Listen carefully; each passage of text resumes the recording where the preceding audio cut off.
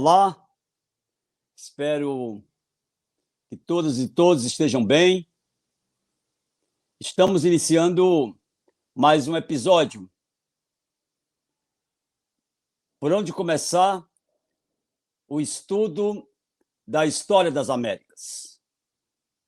No vídeo de hoje, nós vamos começar a discutir a história dos Estados Unidos.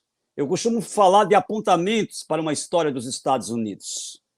Nós vamos dividir a história dos Estados Unidos em dois vídeos.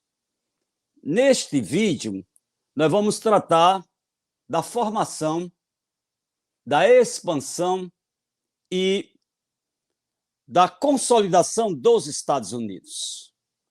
E vamos deixar para um segundo vídeo a discussão do caráter imperialista dos Estados Unidos no século XX. Então, são dois momentos. Neste primeiro momento, é fundamentalmente isso: formação, expansão e consolidação dos Estados Unidos.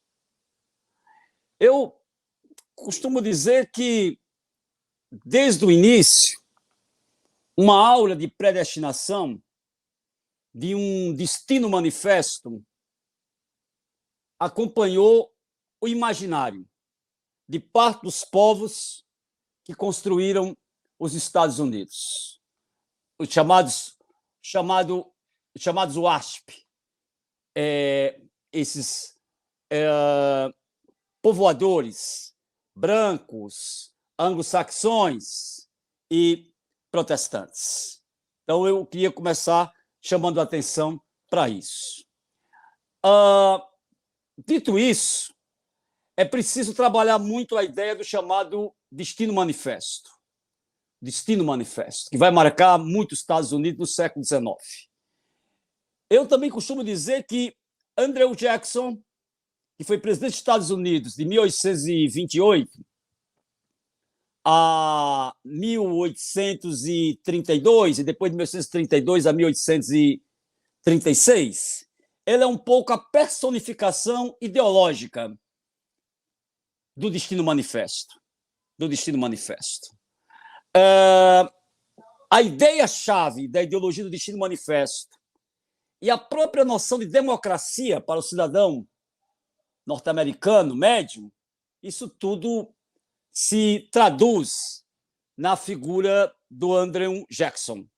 Não por acaso a historiografia dos Estados Unidos falam de democracia jacksoniana.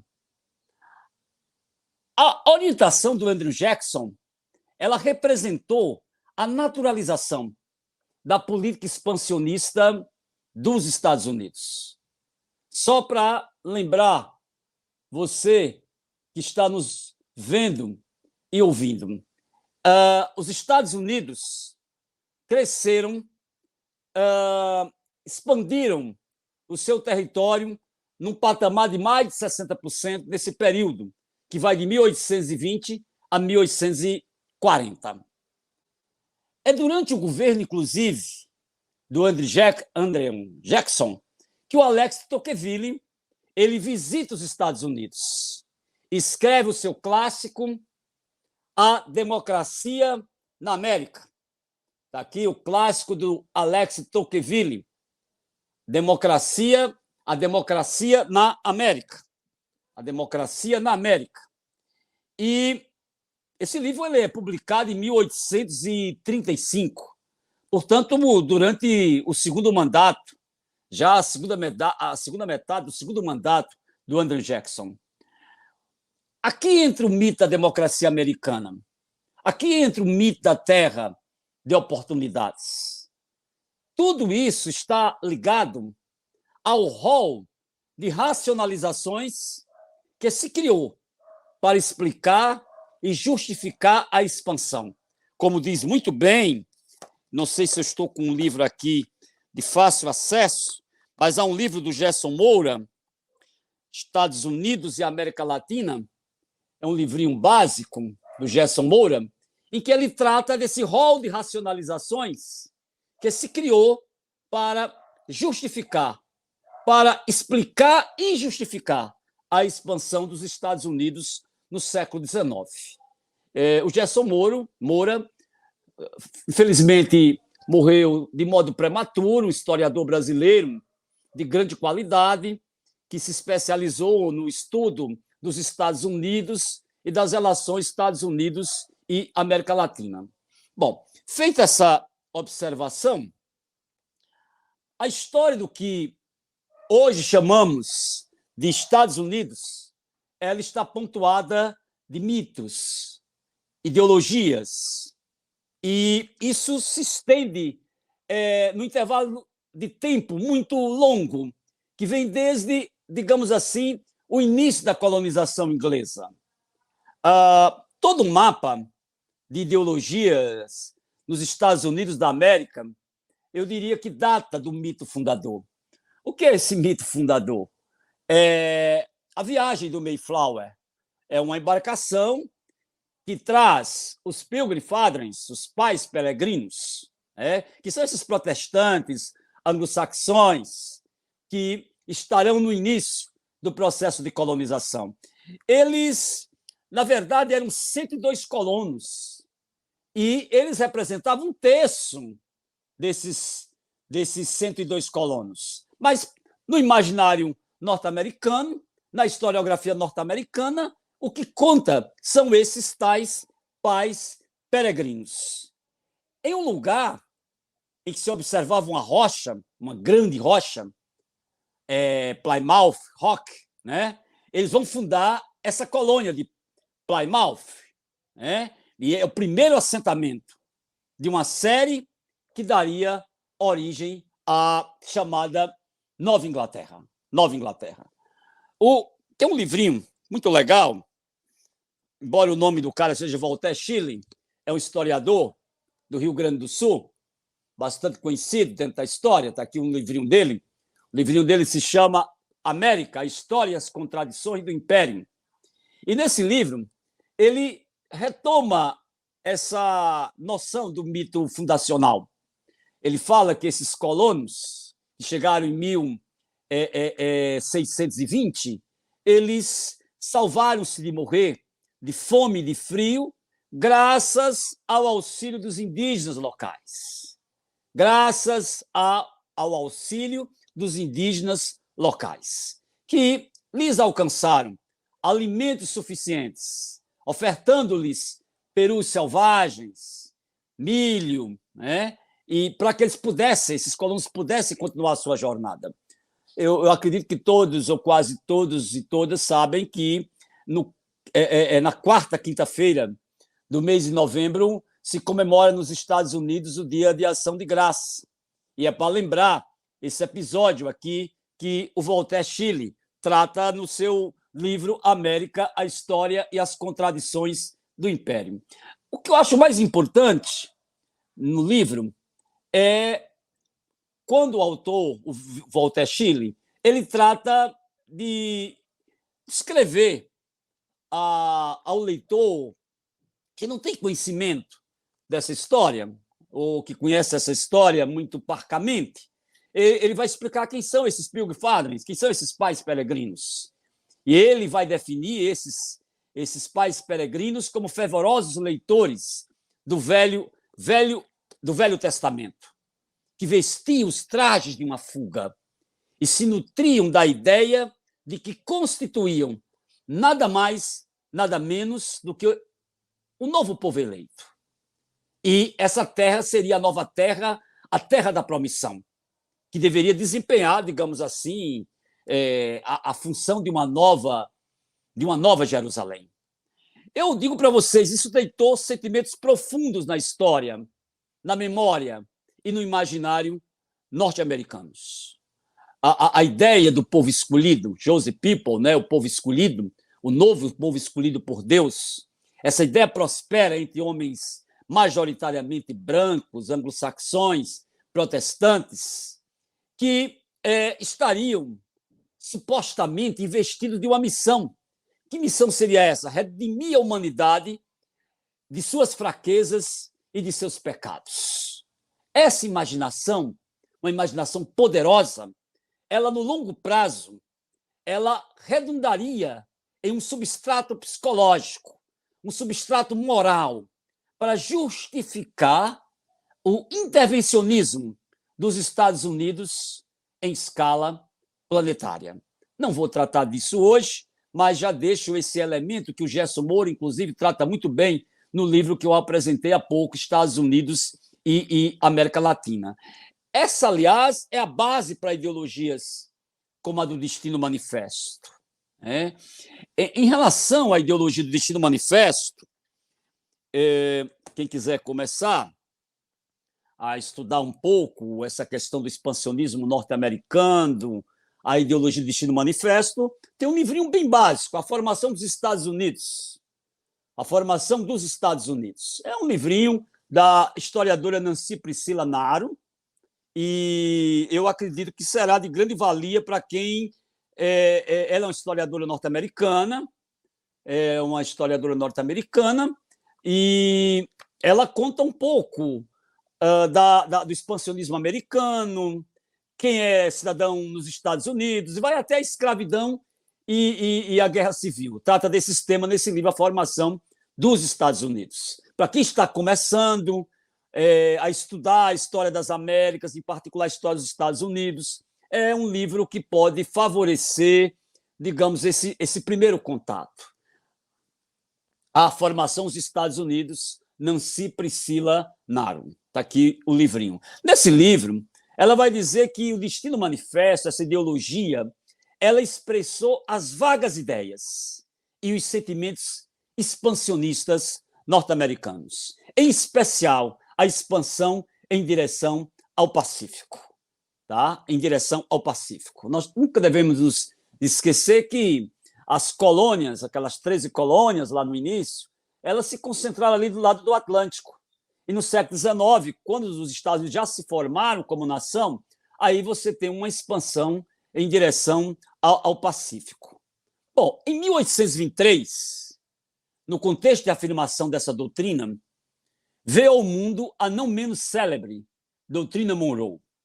Em relação a essa doutrina, a própria Nancy Naro, que eu apresentei há pouco aqui, ela afirma que a linguagem ambígua dessa doutrina iria possibilitar diversas interpretações.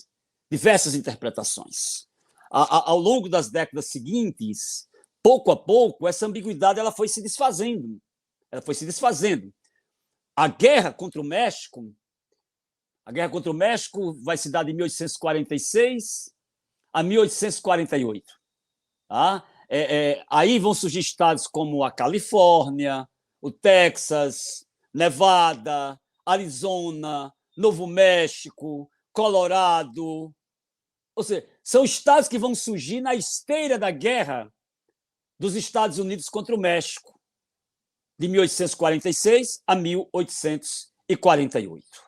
Ao longo do século XIX, os Estados Unidos vão adquirir a estrutura territorial que permitirá a eles alcançar o topo das nações no século XX. Mas, como disse já mais de uma vez, é um assunto para nós tratarmos à parte. Né?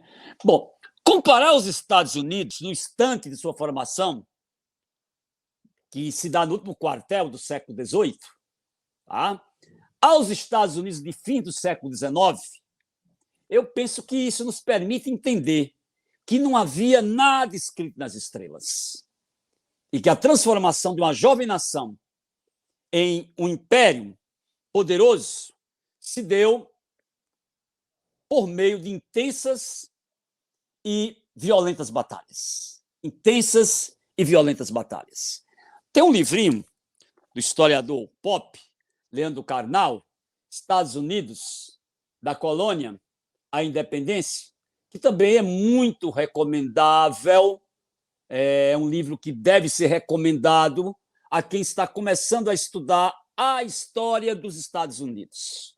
Está aqui, Estados Unidos da colônia à independência. O título do livro do Leandro Carnal é é contraditório com o conteúdo do livro, porque no livro ele afirma, e eu tenho um acordo com ele, que nunca houve uma colônia chamada Estados Unidos. Existiam 13 colônias, cada qual com suas regras e tal, com a sua direção, com suas especificidades, e depois elas se juntam para enfrentar o inimigo comum, a Inglaterra, e depois vão decidir criar um país e vão dar a esse país o nome de Estados Unidos da América. Tá?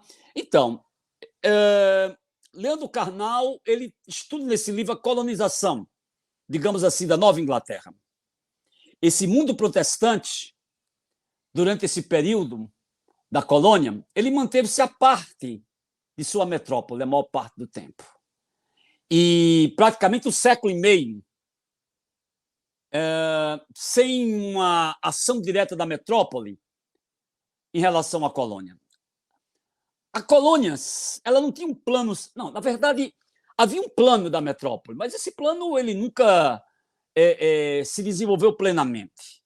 Então, a colonização inglesa, ela não teve o caráter sistemático, organizado, metódico da colonização ibérica, portuguesa e espanhola. Né? E quando os ingleses decidem apertar o torniquete colonial, aí os colonos se levantam contra isso. É isso que vai levar à progressiva união dos colonos. Essa tentativa da coroa inglesa de copiar rigorosamente o modelo ibérico.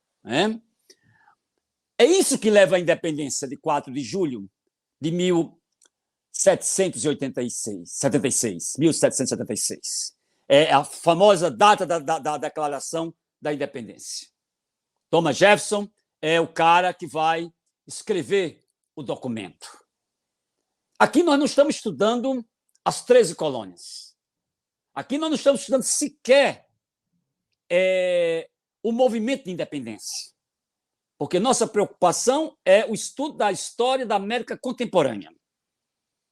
O que nos interessa nesse processo de formação é o lugar da formação dos Estados Unidos, na construção dos Estados Unidos na contemporaneidade. Vou tratar um pouquinho disso.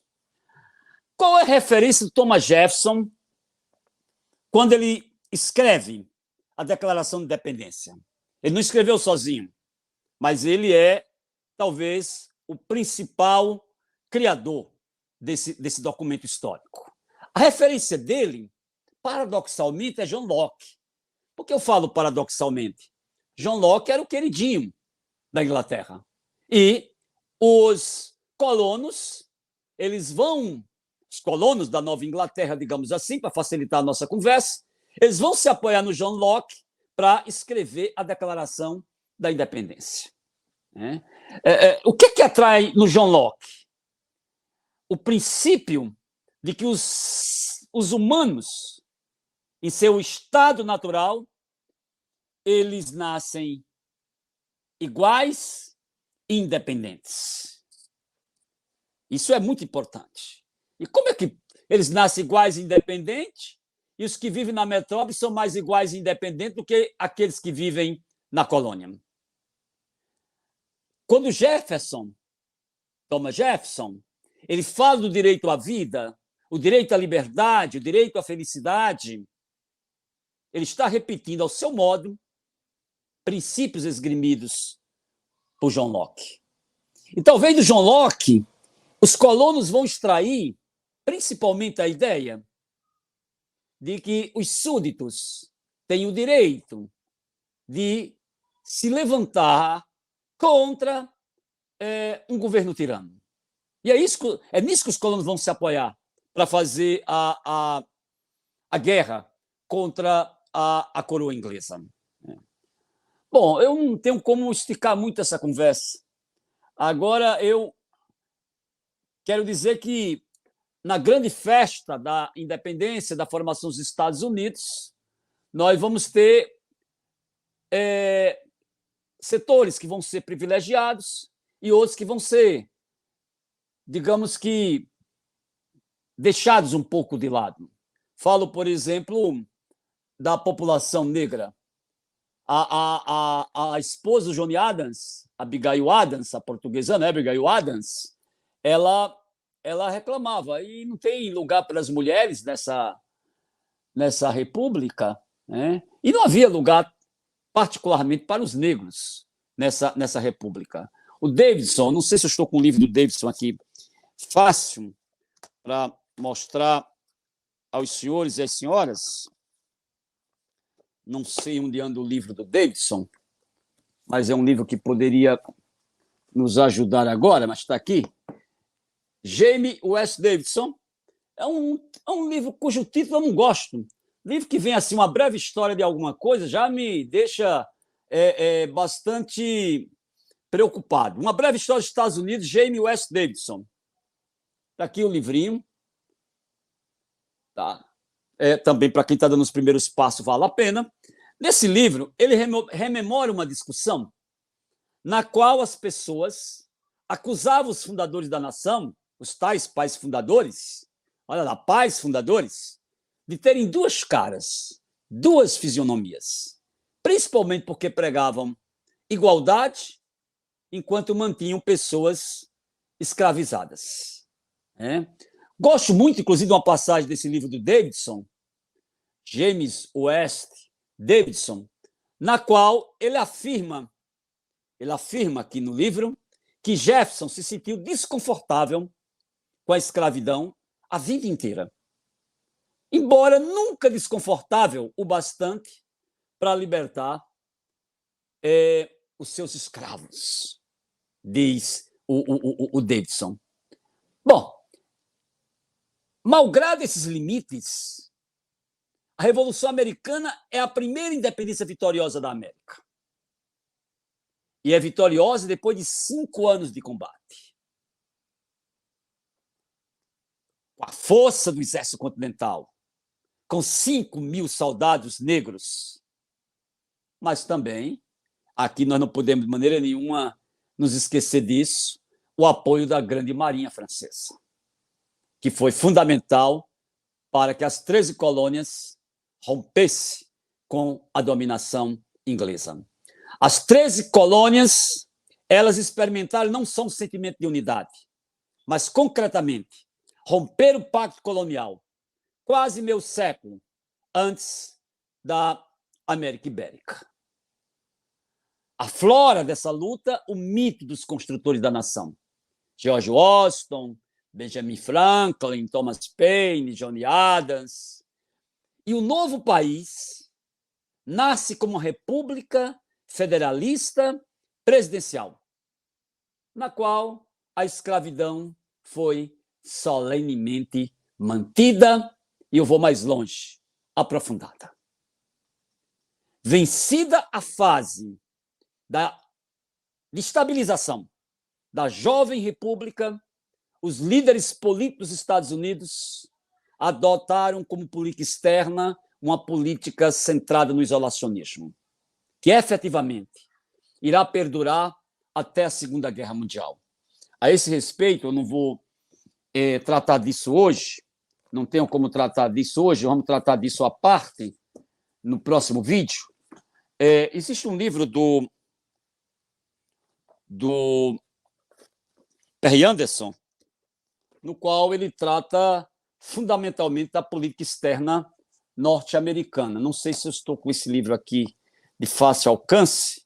Se ele estiver aqui de fácil alcance, irei mostrar aos senhores e senhoras. Está aqui o livrinho do Perry Anderson, que trata da política externa americana e seus teóricos. Inclusive, o título do livro, A Política Externa Norte-Americana e seus Teóricos, do Perry Anderson. Eu vou tratar dessa política externa norte-americana no próximo episódio. Não farei isso hoje, não tenho como fazer isso hoje, tudo bem? Bom, se o livro do Karnal, que eu apresentei há pouco, ele ata os fios ao processo de formação da nação norte-americana, então, se você quer começar pela formação da nação norte-americana, esse livro do Karnal, que eu apresentei há pouco, ele é útil. Agora, se você quer ir além da formação, recomendo muito um livro da Meriane Junqueira, Meiriane Junqueira, Estados Unidos, a consolidação da nação. Estados Unidos, a consolidação da nação. Não nos esqueçamos, nós estamos tratando hoje da formação, da expansão e consolidação dos Estados Unidos. Está aqui o livrinho da Meiriane Junqueira, A Consolidação da Nação. É um livro básico, elementar, para quem está dando os primeiros passos nos estudos das histórias, ou da história das Américas, em particular dos Estados Unidos. Tudo bem? Eu digo que esse segundo momento ele tem um antecedente, que é o discurso do Lincoln, quando o Lincoln ainda era um parlamentar. Ele faz um discurso, que é o discurso da Casa Dividida, que a Meiriane Junqueira explora bem no seu pequeno livro. O que é o discurso da Casa Dividida? Os Estados Unidos, eles são uma síntese de experiências muito heterogêneas. E quanto mais o projeto se desenvolvia, mais ele demonstrava fissuras, contradições. Havia um setor que defendia uma posição mais moderna, de industrialização, urbanização, que defendia políticas protecionistas como o caminho necessário para o desenvolvimento dos Estados Unidos. E havia um outro setor que privilegiava a escravidão, a monocultura, a exportação, ou seja, o sistema de plantation, fundamentalmente. Né? Então, em uma só nação existiam, no mínimo, 2 grandes projetos que se digladiavam, ora abertamente, ora de modo, digamos assim, dissimulado. E essa é a essência do discurso da Casa Dividida, do parlamentar, que depois Abraham Lincoln, que depois se tornaria presidente dos Estados Unidos. E quando o Lincoln é eleito, se torna eleito presidente dos Estados Unidos, aí as coisas que já vinham desandando, elas desandam de vez. Estados Unidos se dividem em norte e sul. A esse respeito, que aí o tema da ruptura da República Estadunidense, ela se confunde nesse momento com o tema da luta contra a escravidão nos Estados Unidos. E, nesse sentido, eu recomendo um livro que foi publicado não faz muito tempo, mas não sei onde ele anda, esse livro. Se chama A Metade que Nunca Foi Contada. O título é muito sugestivo, né? A Metade que Nunca Foi Contada. Agora, onde ele anda, eu não tenho a menor ideia. Não tenho, nesse momento, a menor ideia de onde anda A Metade Não Contada. Bom, mas, mesmo se ele está aqui ao meu alcance, eu vou tratar um pouco dele. Esse livro foi escrito por Edward Battisti, um historiador americano. Né? Ele chega a falar que os Estados Unidos estiveram à beira da dissolução. Eu não tenho acordo com ele. Eu acho que os Estados Unidos se dividiram. E depois da guerra, houve uma nova... Fizeram uma colagem ali depois da Segunda Guerra Mundial. Soldaram. Né? É como o ferro ali que soltou uma parte da outra e depois isso tudo foi soldado. Desde o início da guerra, o Lincoln ele trabalhava para convencer, sobretudo os políticos dos estados fronteiriços leais, a concordarem com planos de emancipação gradual ou indenizada. Era uma proposta bem modesta, bem moderada. Né? A proclamação preliminar de emancipação, segundo Eduardo Batista, nesse livro A Metade da História Não Contada, né? Ela se tornaria a ordem executiva mais importante já emitida por um presidente norte-americano. Por quê? Ela anunciava A guerra ela vai de 1861 a 1865. São 4 anos de guerra. 700 mil mortos. 700 mil mortos. 700 mil mortos. Nos Estados Unidos, naquele momento, era um país com 31 milhões de habitantes. 31 milhões de habitantes. Eu estou falando de 1861. 1861, quando começa a guerra. Estados Unidos, 31 milhões de habitantes. Sendo que 22 milhões vivendo no norte e 9 milhões vivendo no sul. Sendo que desses 9 milhões, 4 milhões eram negros. A maioria deles escravizados. Então, esse é um pouco o panorama. O norte, mais urbano, mais industrial, mais protecionista. E o sul, que eu falei há pouco, agrário, centrado na produção algodoeira, exportação, a maior parte da mão de obra absolutamente escravizada. Isso é o sul. Tá? Então, vocês imaginem a proclamação preliminar de emancipação. Insisto, ela anunciava que a partir de 1º de janeiro de 1863, nós estamos com a guerra correndo, qualquer pessoa escravizada em áreas controladas pelos rebeldes, leia-se, lá no sul, seria livre. Essa é uma decisão de muita importância. As pessoas escravizadas, segundo o Eduardo Batiste, elas batiam na porta da liberdade havia décadas. De todas as maneiras possíveis, elas estavam batendo na porta da liberdade. E, finalmente, de uma vez só, a proclamação da emancipação destrancar a porta.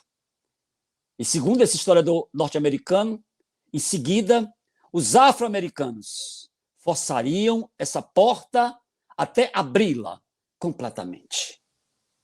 No dia 1º de janeiro de 1863, Lincoln reafirmou a proclamação da emancipação.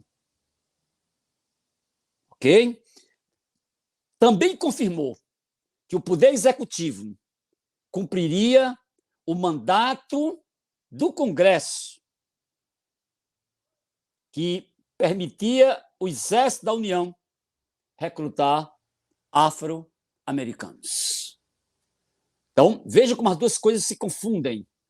A tentativa de retomar a unidade norte-americana e o fim da escravidão.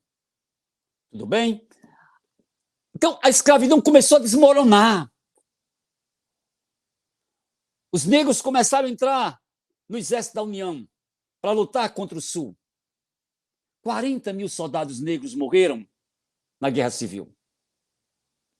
Depois de 4 anos, a guerra acabou. Como eu disse, 700 mil norte-americanos morreram. Engraçado que o Eduardo Batista diz assim, mas havia alegria em meio à tristeza. Por que havia alegria em meio à tristeza? Para os senhores, aquilo era o fim do mundo. Ele diz, inclusive, que mais de um senhor, o seu mundo virado de cabeça para baixo, cometeu suicídio. Lincoln foi a última vítima da Guerra Civil. Ou uma das primeiras vítimas de um longo movimento de direitos civis que ainda não terminou nos Estados Unidos. É bom lembrar, com o Eduardo Batiste, que a resistência branca ela era brutal e difundida. Mas, naquele momento, havia uma espécie de compromisso nacional com a emancipação. E as tropas federais estavam ocupando o Sul também naquele momento. Só que, poucos anos depois, ocorre uma das tantas crises cíclicas do capitalismo. Há uma depressão que é comparada com a depressão de 1929. Ou, melhor, a de 1929 é muito comparada com a de 1873. E essa depressão levou a que as pessoas, sobretudo no norte, passassem a se preocupar mais com seus negócios, com as possibilidades de ruína econômica. A economia industrial ela entrou em profunda depressão. E, segundo o Eduardo Battisti, a consciência da América branca, que havia apoiado a luta contra a escravidão, essa consciência da América branca vacilou. Vacilou. E aí ele faz uma descrição, que é uma descrição muito forte. Ele diz que fora da cabana, a escuridão estava caindo por todo o sul dos Estados Unidos. Os cavaleiros noturnos saíam, encapuzados de branco, queimando, estuprando e matando. Mais do que isso, fraudavam as eleições de um estado após o outro. Iam mais longe, incendiando as casas de negros ousados o suficiente para comprar terras, ou audaciosos, ou corajosos o suficiente para pintar a própria casa, para deixar a casa bonitinha. Deixar a casa bonitinha era para branco, não era para negro. Então, eu diria que a escravidão e a expansão dessa escravidão, que se deu sobretudo naquele período de expansão de 1820, 1840, de que eu tratei no início, essa escravidão e essa expansão, elas construíram padrões duradouros de racismo, pobreza e exploração. A expansão da escravidão, ela foi a força motriz na história dos Estados Unidos. Principalmente da elaboração da Constituição ao início da Guerra Civil. Ao início da Guerra Civil. O Eduardo Battisti, nesse livro, sobre essa metade não contada da história dos Estados Unidos, ele questiona a hipótese histórica de que a Guerra Civil era desnecessária, porque é como se a escravidão já estivesse destinada a acabar em pouco tempo. Ele acha que isso é um dogma. Isso não é história, isso é um dogma, porque as evidências elas apontam na direção oposta disso que ele chama de um dogma. O vasto corpo escravizado, segundo ele, era a maior riqueza ou a maior reserva de riqueza na economia norte-americana. Olha que coisa interessante. O vasto corpo escravizado era a maior reserva de riqueza na economia norte-americana. E, portanto, a guerra era o único modo pelo qual a escravidão ela terminaria nos Estados Unidos. O mais importante é que ficou evidenciado que os afro-americanos tinham uma história que fazia deles um povo. Essa me parece uma parte muito interessante do livro do Eduardo Battisti. Não é nenhum exagero afirmar que os afro-americanos eles remodelaram a geografia social, cultural e política dos Estados Unidos. Vou tentar tratar disso, inclusive, na próxima semana. Essa história, segundo o Eduardo Battisti, ela ainda estava oculta, atrás de uma nuvem, mas ela começou a ser contada. Segundo ele, o vento varreu as nuvens que estavam na frente do sol. E agora essa história poderia ser iluminada e poderia ser contada. Eu termino essa primeira parte falando de fazendo uma relação desses aspectos com o filme O Vento Levou, que é um livro baseado num romance da Margaret Mitchell, com toda aquela figuras conhecidas de Hollywood, Clark Gable, Vivian Leigh, fazendo o papel da Scarlett O'Hara. O que é O Vento Levou? O Vento Levou o modo de vida aristocrático, suntuoso, tipicamente sulista. O que é que o vento levou? Os privilégios dos escravizadores, o modo de produção escravista e, mais do que isso, o vento abriu uma nova etapa na história norte-americana. Embora isso já seja um assunto para nosso próximo vídeo. Vamos parar aqui, exatamente com o final da Guerra Civil, a vitória das forças da União, o fim da escravidão, e os Estados Unidos, agora reunidos em torno de um projeto único, os Estados Unidos se preparando para dar um salto de qualidade no concerto das nações. Aí já é o tema do imperialismo, da grande potência global. Primeiro, os Estados Unidos vão se tornar uma potência regional e depois vão dar um salto como uma potência global. Nesse sentido, eu considero a Guerra Civil e os resultados da Guerra Civil, do ponto de vista histórico, algo muito mais expressivo do que a própria independência. O impacto da Guerra Civil e dos resultados da Guerra Civil, esses impactos vão explicar muito do que os Estados Unidos eles são hoje. Mas aí é assunto para nosso próximo vídeo. Nosso próximo vídeo ele vai tratar dos Estados Unidos no século XX, da sua transformação na principal potência imperialista do mundo global. Mas vamos conversar isso no momento oportuno. Por enquanto, queria agradecer as pessoas que tiveram a paciência de acompanhar esse vídeo. Curtam, compartilhem e venham para o GPOST. Venha ser parte também dessa experiência cultural, histórica, intelectual, militante. Isso também tem sua importância. Até a próxima. Obrigado.